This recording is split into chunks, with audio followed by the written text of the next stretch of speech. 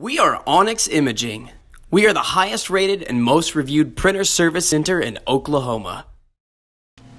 Hey, it's Jordan over at Onyx, and today we're going to show you how to clear a paper jam, and we're working with an HP Laserjet P2035. So what you're going to do, you're going to press this first top right button.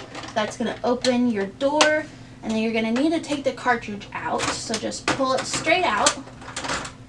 Set that off to the side. If it is in the front, you'll see it just right there. You'll grab with both hands and then pull straight out. And then just put that back in there.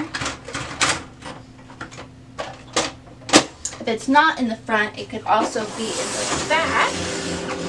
And you'll just see this green, blue lever. Pull that down. You should just see it right there. You grab with it both hands and pull straight out.